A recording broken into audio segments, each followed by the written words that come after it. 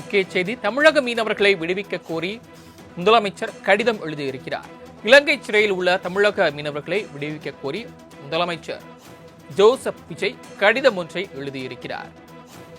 இலங்கை கடற்படையால் சிறைபிடிக்கப்பட்ட தமிழக மீனவர்களை மீட்க விரைந்து நடவடிக்கை எடுக்க வேண்டும் என மத்திய அரசுக்கு முதலமைச்சர் ஜோசப் விஜய் கடிதம் எழுதியிருக்கிறார். தமிழக மீனவர்களை விடுவிக்க கோரி மத்திய வெளியுறவுத்துறை அமைச்சர் ஜெய்சங்கருக்கு தமிழ்நாடு முதலமைச்சர் விஜய் கடிதம் எழுதியிருக்கிறார்.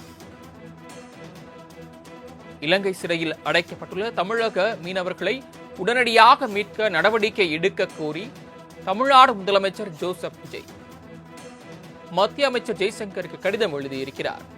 கூடுதல் விவரங்களை செய்தியாளர் நந்தினி வழங்க கேட்கலாம். நந்தினி, அந்த கடிதத்தில் முதலமைச்சர் விஜய் என்ன குறிப்பிட்டிருக்கிறார்? விவரங்கள்.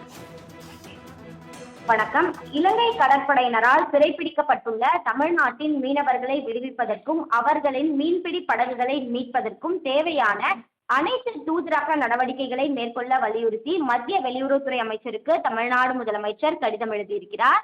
அந்த கடிதத்தில் பல்வேறு முக்கிய விஷயங்களை அவர் குறிப்பிட்டிருக்கிறார். குறிப்பாக ராமநாதபுரம் மாவட்டம் மண்டபம் பகுதியை சார்ந்த திருவாளர் அலெக்ஸ் அந்தோணிராஜன், சந்தான ஆலோசியஸ், அருள்தேவ், பிரிட்டோ ஆல்பர்ட் மற்றும் சகாய செல்வசானு ஆகிய 6 மீனவர்கள் 10ஆம் தேதி நாட்டுப்படகில் மீன்பிடிக்க கடலுக்கு சென்றிருப்பதாகவும் அவர்களை சர்வதேச எல்லையை கடந்ததாக தெரிவித்து இலங்கை கடற்படையினர் கைது செய்திருப்பதாகவும் அவர் குறிப்பிட்டிருக்கிறார்.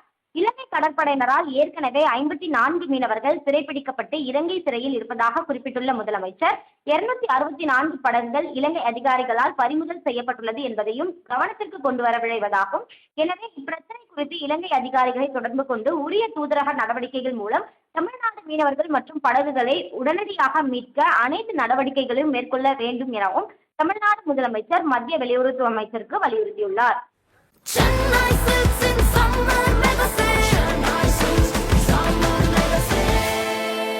The Chennai Silks in Mega Summer Sale.